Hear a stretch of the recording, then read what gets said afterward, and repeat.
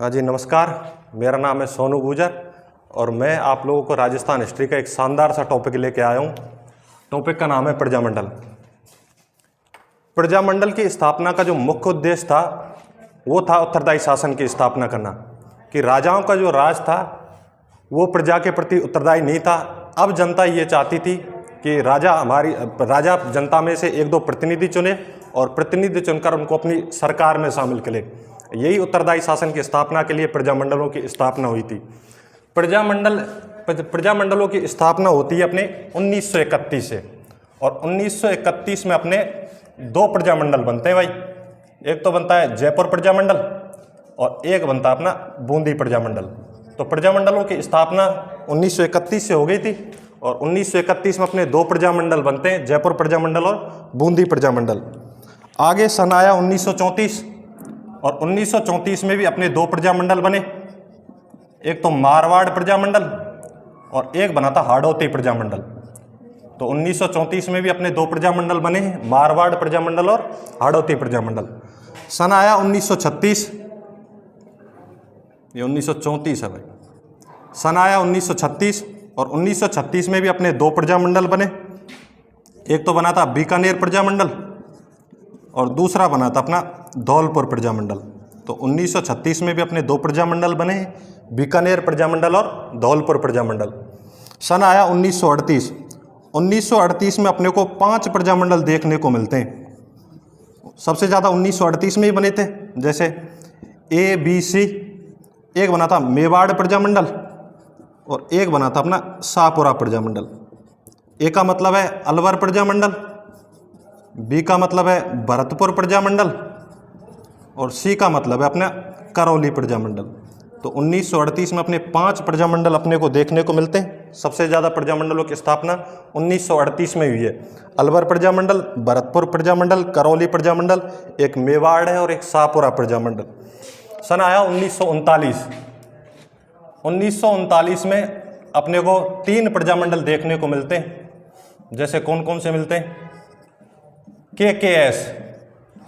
एक के का मतलब है कोटा प्रजामंडल, एक के का मतलब है किशनगढ़ प्रजामंडल और एस का मतलब है सिरोही प्रजामंडल। तो 1939 में अपने 3 प्रजामंडल, कोटा प्रजामंडल, किशनगढ़ प्रजामंडल और सिरोही प्रजामंडल। अगले सन एक साथ याद रखने भाई, जैसे कि 1942, 1943, 1944, 1945 और 1946। ये सन एक साथ याद रखने, 42, 43, 44, 45 और 46। 1942 में अपना एक प्रजामंडल बना था कुशलगढ़ प्रजामंडल। कुशलगढ़ प्रजामंडल 1943, 44 और 45 के एक साथ याद रखने, BDP है ना। 1943 में बी का मतलब बांसवाड़ा प्रजामंडल। तो 1943 में अपना बांसवाड़ा प्रजामंडल है। डी का मतलब डूंगरपुर प्रजामंडल और पी का मतलब अपना प्रतापगढ़ प्रजामंडल। प्रतापगढ़ प्रजामंडल और प्रतापगढ़ प्रजामंडल के साथ साथ अपने को एक प्रजामंडल और याद रखना है, जैसलमेर प्रजामंडल। सबसे लास्ट में बना था अपना झालावाड़ प्रजामंडल। ये थोड़ा सा ओवरऑल आइडिया हो गया कि कौन से प्रजामंडल की स्थापना कब हुई है। जैसे 1931 में 2 प्रजामंडल है, जयपुर बूंदी प्रजामंडल। 1934 में 2 प्रजामंडल, मारवाड़ प्रजामंडल, हाड़ौती प्रजामंडल। 1936 में 2 प्रजामंडल, बीकानेर और धौलपुर। सबसे ज़्यादा प्रजामंडल बनते हैं अपने 1938 में। 5 प्रजामंडल अपने को 1938 में देखने को मिलते हैं। ए का मतलब अलवर प्रजामंडल, बी का मतलब भरतपुर प्रजामंडल, सी का मतलब करौली और मेवाड़ और शाहपुरा। उधर 1939 में 3 प्रजामंडल, KKS। एक के का मतलब कोटा, दूसरे के का मतलब किशनगढ़, एस का मतलब सिरोही। 1942, 43, 44, 45 और 46 ये सन एक साथ याद रखने। 1942 में बना है कुशलगढ़, 43 में बना है बांसवाड़ा, बी का मतलब बांसवाड़ा। 1944 में डी का मतलब डूंगरपुर। 1945 में पी का मतलब प्रतापगढ़ के साथ साथ एक प्रजामंडल और है, जैसलमेर प्रजामंडल। और सबसे लास्ट में 1946 में जो प्रजामंडल बना है वो अपना झालावाड़ प्रजामंडल बना है। अब देखते हैं भाई, एक एक प्रजामंडल का पोस्टमार्टम करते हैं और इनकी बात करते हैं ना। तो सबसे पहले जो प्रजामंडल बना अपना जयपुर प्रजामंडल बना है। 1931 में अपने 2 प्रजामंडल हैं, जयपुर प्रजामंडल और बूंदी प्रजामंडल। तो सबसे पहले अपन जयपुर प्रजामंडल की बातें करते हैं। जयपुर प्रजामंडल में देखते हैं तो सबसे पहला प्रजामंडल है अपना जयपुर प्रजामंडल। एक बात तो ये याद रखनी है कि ये राजस्थान का पहला प्रजामंडल है भाई। तो राजस्थान का पहला प्रजामंडल अपना जयपुर प्रजामंडल है। जयपुर में जनजागृति फैलाने का जो कार्य किया था वो किया था अर्जुन लाल सेठी ने। अर्जुन लाल सेठी ने जयपुर में जनजागृति फैलाने का कार्य किया था, इसलिए अर्जुन लाल सेठी को जयपुर में जनजागृति का जनक कहते हैं। तो जयपुर में जनजागृति का जनक किसको कहा जाता है? अपने अर्जुन लाल सेठी को कहा जाता है। अर्जुन लाल सेठी ने 1905 में और एक समिति बनाई थी, उस समिति का नाम है जैन प्रचारक समिति। जैन प्रचारक समिति बनाई 1905 में बनी है यह समिति और अर्जुन लाल सेठी के द्वारा बनाई गई है। तो अर्जुन लाल सेठी ने 1905 में जैन प्रचारक समिति बनाई। इन्हीं अर्जुन लाल सेठी ने 1907 में एक विद्यालय की स्थापना की थी। उस विद्यालय का नाम है जैन वर्धमान विद्यालय। जैन वर्धमान विद्यालय की स्थापना भी अर्जुन लाल सेठी ने की है और ये अपने 1907 में की है। तो अर्जुन लाल सेठी ने 1905 में जैन प्रचारक समिति बनाई, 1907 में जैन वर्धमान विद्यालय बनाया और अर्जुन लाल सेठी ने इन दोनों समितियों के माध्यम से जयपुर की जनता को जागरूक करने का प्रयास किया, जयपुर की जनता में जन जागृति फैलाने का प्रयास किया। और इस जैन वर्धमान विद्यालय के बारे में तो ऐसा कहा जाता है कि इसमें क्रांतिकारियों को प्रशिक्षण दिया जाता था। आप लोगों ने कभी जोरावर सिंह बारट और केसरी सिंह बारट जैसे क्रांतिकारियों का नाम सुना होगा। कहते हैं कि जोरावर सिंह बारट और केसरी सिंह बारट जैसे क्रांतिकारियों को इस जैन वर्धमान विद्यालय में प्रशिक्षण दिया गया था। अपने एक वायसराय हुआ करते थे हार्डिंग्स। कहते कि इस हार्डिंग्स पर बम फेंकने की योजना भी अर्जुन लाल सेठी ने बनाई थी। वायसराय हुआ करते थे अपने हार्डिंग्स और उस हार्डिंग्स पर बम फेंकने की योजना भी अर्जुन लाल सेठी ने बनाई थी। भाई साहब एक बार किसी साधु को लूटने गए थे, साधु को ढंग से ठोक दिया था, साधु के बेचारे के दांत बाहर आ गए। इस चक्कर में साधु की तो मृत्यु हुई होगी थी। इस चक्कर में अर्जुन लाल सेठी को 5 साल की सजा सुनाई गई और उनको वेल्लूर जेल में कैद किया था। तो अर्जुन लाल सेठी को 5 साल की सजा सुनाई गई और उनको वेल्लूर जेल में कैद किया था। अर्जुन लाल सेठी के ही नक्शे कदम पर 1927 में अपने जमनालाल बजाज ने एक संघ की स्थापना की थी। उस संघ का नाम है चरखा संघ और इस चरखा संघ की स्थापना की थी जयपुर में।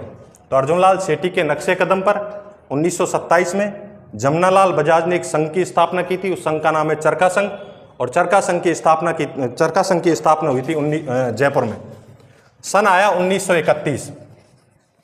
1931 में कर्पूर चंद पाटनी और इस कर्पूर चंद पाटनी ने जयपुर प्रजामंडल की स्थापना की थी। तो जयपुर प्रजामंडल की स्थापना 1931 में हुई है और कर्पूर चंद पाटनी द्वारा की गई है। अभी केवल स्थापना ही हुई थी प्रजामंडल की और प्रजामंडल ने कोई कार्य करना प्रारंभ नहीं किया था। सन आया 1936। सन 1936 में अपने जमनालाल बजाज ने और पुनः प्रारंभ किया था इस जयपुर प्रजामंडल को। जयपुर प्रजामंडल की स्थापना 1931 में कर्पूर चंद पाटनी ने कर दी थी, लेकिन उस समय जयपुर प्रजामंडल ने कार्य करना प्रारंभ नहीं किया था। तो सन 1936 में अपने जमनालाल बजाज ने इसको पुनः प्रारंभ किया था जयपुर प्रजामंडल को। और जयपुर प्रजामंडल का जो अध्यक्ष बनाया था वो बनाया था भाई चिरंजी लाल मिश्र को। इनका नाम याद रखना थोड़ा सा, चिरंजी लाल मिश्र का। जयपुर प्रजामंडल का अध्यक्ष बनाया गया था चिरंजी लाल मिश्र को। बजाज जी ने जयपुर प्रजामंडल के सदस्यों को पहले ही कह दिया था कि जयपुर प्रजामंडल का जो पहला अधिवेशन होगा ना वो होगा अपना 9 मई 1938 को। तो बजाज जी ने अपने प्रजामंडल के सदस्यों को पहले ही कह दिया था कि इस जयपुर प्रजामंडल का जो पहला अधिवेशन होगा वो होगा 9 मई 1938 को। और जयपुर प्रजामंडल के लिए जो मुख्य स्थान चुना था वो चुना था नथमल जी का कटला। इसको मुख्य स्थान चुना था नथमल जी का कटला को। जयपुर में कोई जगह रही होगी नथमल जी के कटला के नाम से, इसको और प्रजामंडल के लिए मुख्य स्थान चुना था। नथमल जी के कटले में ही प्रजामंडल की सभाएं हुआ करती थी। लोग बाग बढ़ चढ़कर और नथमल जी के कटले में प्रजामंडल की सभाओं में भाग लेने के लिए आया करते थे और वो एक नारा लगाते हुए आते थे कि नथमल जी के कटले में आया करो, जल से रो फायदा उठाया करो। नारा लगाते कि नथमल जी के कटले में आया करो, जल से रो फायदा उठाया करो। तो जब जयपुर प्रजामंडल तेजी से उभरने लगा तो इसका जो पहला अधिवेशन बुलाया गया था वो 9 मई 1938 को बुलाया गया और 9 मई 1938 को जो अधिवेशन हुआ था उसकी अध्यक्षता भी की थी जमनालाल बजाज ने। तो ध्यान रखना जयपुर प्रजामंडल का प्रथम अधिवेशन 9 मई 1938 को बुलाया गया था और जमनालाल बजाज ने इसकी अध्यक्षता की थी। जब प्रजामंडल तेजी से उभरने लगा तो तो इस बात से जयपुर सरकार को टेंशन हो गई, जयपुर सरकार को समस्याएं बढ़ने लगी। जयपुर सरकार का मतलब है जयपुर के राजा और महाराजा। इस समय जयपुर महाराजा हुआ करते थे मानसिंह सेकंड, ये जयपुर महाराजा हुआ करते थे मानसिंह सेकंड। और जयपुर सरकार ने इस प्रजामंडल पर रोक लगाने के लिए, इस प्रजामंडल को कंट्रोल करने के लिए, इस प्रजामंडल पर लगाम कसने के लिए और एक कानून ही बना दिया था। उस कानून का नाम है जयपुर लोक समिति 1938 कानून। तो जयपुर सरकार द्वारा एक कानून बना दिया गया था, जयपुर लोक समिति 1938 कानून। ये कानून बना दिया था, जयपुर सरकार के द्वारा बनाया गया है, जयपुर प्रजामंडल पर कंट्रोल करने के लिए, उसको नियंत्रित करने के लिए, उस पर लगाम कसने के लिए। तो जयपुर सरकार द्वारा जयपुर लोक समिति 1938 कानून बनाया गया। इस कानून में ये कहा गया कि भाई ऐसा कोई भी संघ जिसका जयपुर सरकार में और जयपुर लोक समिति 1938 कानून के तहत रजिस्ट्रेशन नहीं हो रखा, पंजीयन नहीं हो रखा, ऐसे संघ को जयपुर सरकार मान्यता नहीं देती। ऐसे संघ को जयपुर सरकार अमान्य घोषित करती है, ऐसे संघ को जयपुर सरकार अवैध घोषित करती है। चूंकि जयपुर प्रजामंडल का जयपुर लोक समिति 1938 कानून के तहत रजिस्ट्रेशन नहीं हो रखा था, तो 1939 में जयपुर प्रजामंडल पर प्रतिबंध लगा दिया जयपुर सरकार की तरफ से। 1939 में जयपुर प्रजामंडल पर प्रतिबंध लगा दिया और बजाज जी को गिरफ्तार कर लिया। जब बजाज जी को गिरफ्तार किया गया तो जयपुर प्रजामंडल के सदस्यों ने और जयपुर की जनता ने यहाँ पर सत्याग्रह प्रारंभ कर दिया। जब सत्याग्रह प्रारंभ हुआ तो जयपुर सरकार और घबरा गई।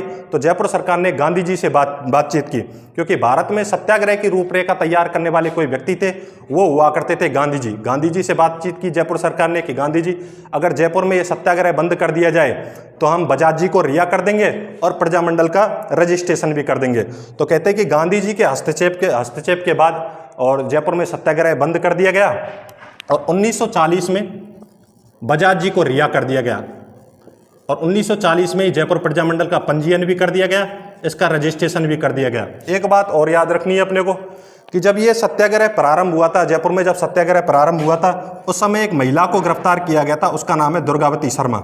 इनका नाम भी याद रखना भाई कि जयपुर में जब सत्याग्रह प्रारंभ हुआ था उस समय कौन सी महिला को गिरफ्तार किया गया था, वो महिला हुआ करती थी दुर्गावती शर्मा।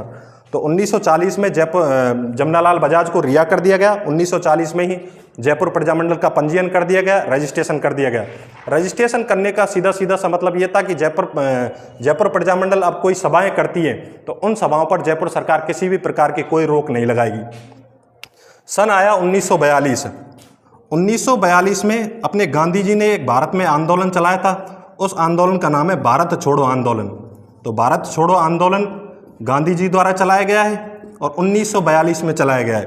तो 1942 में गांधी जी ने अपने भारत में एक आंदोलन चलाया, आंदोलन का नाम है भारत छोड़ो आंदोलन।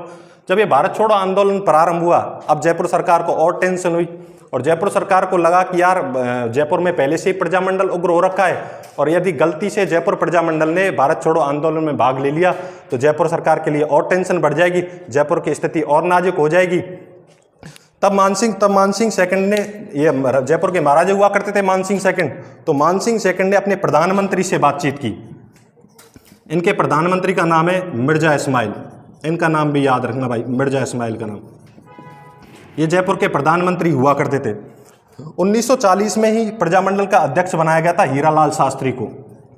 तो हीरालाल शास्त्री प्रजामंडल के अध्यक्ष बने हैं 1940 में। इधर मानसिंह सेकंड ने अपने प्रधानमंत्री से बातचीत की, इनके प्रधानमंत्री का नाम है मिर्जा इस्माइल। मिर्जा इस्माइल से बातचीत की और मिर्जा इस्माइल को कहा कि यार इस्माइल जी, मेरा एक काम है, अगर करो तो यार बताऊं यार। तो इस्माइल जी ने कहा कि सर बेझिझक होकर बताओ और बंदा आपकी खिदमत में हमेशा के लिए तैयार है। तब मानसिंह सेकंड ने मिर्जा इस्माइल को कहा कि यार इस्माइल जी कुछ भी करो यार, ये जयपुर प्रजामंडल भारत छोड़ो आंदोलन में भाग नहीं लेना चाहिए। तो मिर्जा इस्माइल ने कहा कि सर टेंशन मत करो और आपका काम हो जाएगा, लेकिन सर आपको भी मेरी एक बात माननी पड़ेगी। बताओ यार कौन सी बात है। तो कहा कि आपको जनता में से 1-2 प्रतिनिधि चुन के और अपनी सरकार में शामिल करने पड़ेंगे। अगर आप ये काम कर लेते हो, जनता में से 1-2 प्रतिनिधि चुन के और अपनी सरकार में शामिल कर लेते हो, तो मैं इस बात की गारंटी देता हूं कि जयपुर प्रजामंडल भारत छोड़ो आंदोलन में भाग नहीं लेगा। मानसिंह सेकंड ने कहा डन, मानसिंह सेकंड ने कहा डन, लेकिन इस्माइल जी ध्यान रखना जयपुर प्रजामंडल भारत छोड़ो आंदोलन में भाग नहीं लेना चाहिए। तब मिर्जा इस्माइल ने हीरालाल शास्त्री से बातचीत की और इनके बीच में जो समझौता हुआ था, इन दोनों के बीच में जो समझौता हुआ था, उस समझौते को बोलते हैं अपन जेंटलमैन एग्रीमेंट। तो जेंटलमैन एग्रीमेंट जो समझौता है वो 2 व्यक्तियों के बीच में हुआ था, एक का नाम है मिर्जा इस्माइल और दूसरे का नाम है हीरालाल शास्त्री। इन दोनों के बीच में ये समझौता हुआ था, जिसको अपन जेंटलमैन एग्रीमेंट बोलते हैं। हीरालाल शास्त्री की जो शर्तें थी वो मिर्जा इस्माइल ने मान ली, मिर्जा इस्माइल की जो शर्तें थी वो हीरालाल शास्त्री ने मान ली। मिर्जा इस्माइल की तरफ से ले दे के एक ही शर्त थी कि भाई जयपुर प्रजामंडल भारत छोड़ो आंदोलन में भाग नहीं लेना चाहिए। हीरालाल शास्त्री की तरफ से जरूर 2-3 शर्तें थी। एक शर्त तो ये थी कि भाई जयपुर सरकार अंग्रेजों का साथ नहीं देगी। दूसरी शर्त ये थी कि प्रजामंडल के जो सदस्य, जो नेता गिरफ्तार हो रखे हैं, उनको तुरंत प्रभाव से छोड़ दिया जाए। और तीसरी शर्त ये थी कि जयपुर में उत्तरदायी शासन की स्थापना की जाए। कहते हैं कि जब ये समझौता हुआ तो प्रजामंडल के एक सदस्य हुआ करते थे जिसका नाम है बाबा हरीशचंद्र। ये प्रजामंडल के सदस्य हुआ करते थे बाबा हरीशचंद्र। और बाबा हरीशचंद्र ने मिर्जा इस्माइल से बाबा हरीशचंद्र ने हीरालाल शास्त्री से पूछा कि यार शास्त्री जी, हमें भी तो बताओ यार, समझौते में कौन सी बातें हुई हैं। और शास्त्री जी ने कहा कि यार कोई खास बातचीत नहीं हुई, मेरी शर्त इस्माइल ने मान ली और इस्माइल की जो शर्तें थी वो मैंने मान ली। फिर भी तो यार बताओ तो सही, इस्माइल की तरफ से कौन सी शर्त थी। तो हीरालाल शास्त्री ने कहा कि यार इस्माइल की तरफ से ले दे के एक ही शर्त थी कि जयपुर प्रजामंडल भारत छोड़ो आंदोलन में भाग नहीं लेना चाहिए। तो फिर आपने क्या कहा? मैंने क्या कहा? मैंने भी कह दिया कि ठीक है भाई, जयपुर प्रजामंडल भारत छोड़ो आंदोलन में भाग नहीं लेगा। इस बात से बाबा हरीशचंद्र नाराज हो गए और बाबा हरीशचंद्र ने शास्त्री जी को कहा कि यार शास्त्री जी, आपने किससे पूछ कर ये कह दिया कि जयपुर प्रजामंडल भारत छोड़ो आंदोलन में भाग नहीं लेगा। इस बात से नेताओं में आपस में डिस्प्यूट हो गए।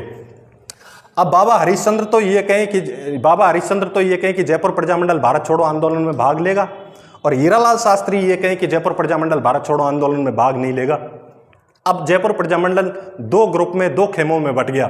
एक तो बाबा हरीशचंद्र वाला ग्रुप जो ये कहे कि जयपुर प्रजामंडल भारत छोड़ो आंदोलन में भाग लेगा, और दूसरा हीरालाल शास्त्री वाला ग्रुप जो ये कहे कि भाई जयपुर प्रजामंडल भारत छोड़ो आंदोलन में भाग नहीं लेगा। तो कहते हैं कि बाबा हरीशचंद्र ने जयपुर प्रजामंडल से अलग होकर और 1942 में अपना एक अलग ही संगठन बना लिया था। उस संगठन का नाम है आज़ाद मोर्चा।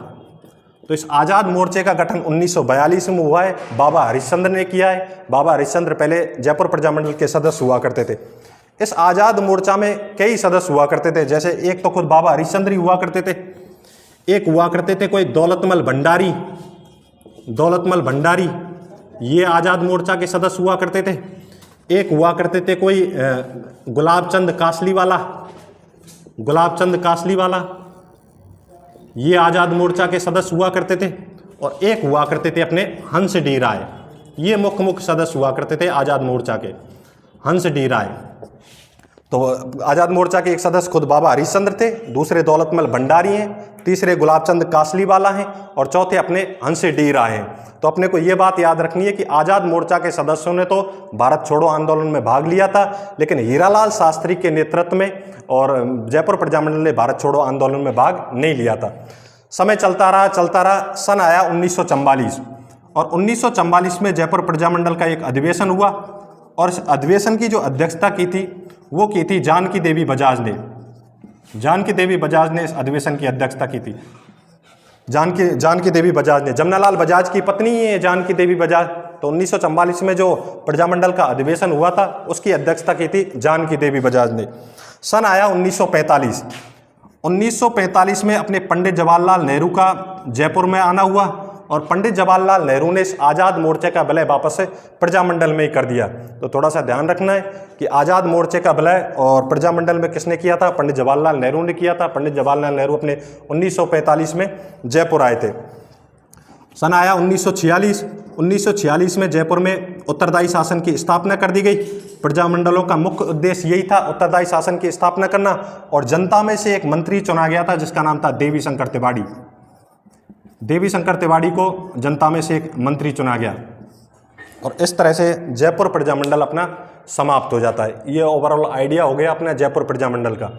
जयपुर प्रजामंडल के साथ साथ 1931 में एक प्रजामंडल और बना था, उस प्रजामंडल का नाम है बूंदी प्रजामंडल। 1931 में अपने को 2 प्रजामंडल देखने को मिलते हैं भाई, एक तो जयपुर प्रजामंडल और एक बूंदी प्रजामंडल। बूंदी प्रजामंडल की स्थापना भी 1931 में ही हुई है। बूंदी प्रजामंडल के जो संस्थापक हुआ करते थे उनका नाम है कांतिलाल चौथानी। ये कांतिलाल चौथानी बूंदी प्रजामंडल के संस्थापक हुआ करते थे, इनका नाम याद रखना भाई। तो बूंदी प्रजामंडल की स्थापना भी 1931 में हुई है, और इसके संस्थापक हुआ करते थे कांतिलाल चौथानी। इस बूंदी प्रजामंडल के 2 सदस्य और हुआ करते थे, उनका नाम भी याद रखना। एक का नाम है नित्यानंद, इसका नाम याद रखना भाई नित्यानंद का, और दूसरे का नाम है ऋषि दत्त मेहता। ऋषि दत्त मेहता ये सदस्य हुआ करते थे बूंदी प्रजामंडल के, नित्यानंद और ऋषि दत्त मेहता। और जब ये कहते हैं कि ऋषि दत्त मेहता का तो प्रजामंडल में खूब ही योगदान रहा था, कहते हैं कि जब ये प्रजामंडल कार्य नहीं कर रहा था तो ऋषि दत्त मेहता ने बूंदी की जनता को जागरूक करने के लिए और 1944 में बूंदी देसी राज्य लोक परिषद की स्थापना की। बूंदी देसी राज्य लोक परिषद की स्थापना की। तो बूंदी देसी राज्य लोक परिषद की स्थापना ऋषि दत्त मेहता ने की है, 1944 में की है। और ऋषि दत्त मेहता का ब्यावर से एक समाचार पत्र निकला करता था, उस समाचार पत्र का नाम है राजस्थान समाचार पत्र। ये अपना बूंदी प्रजामंडल है। तो बूंदी प्रजामंडल की स्थापना 1931 में कांतिलाल चौथानी ने की है। दो इसके सदस्य हुआ करते थे, नित्यानंद और ऋषि दत्त मेहता। और ऋषि दत्त मेहता ने बूंदी की जनता को जागरूक करने के लिए 1944 में बूंदी देसी राज्य लोक परिषद की स्थापना की। और ऋषि दत्त मेहता का ब्यावर से एक समाचार पत्र निकला करता था जिसका नाम है राजस्थान समाचार पत्र।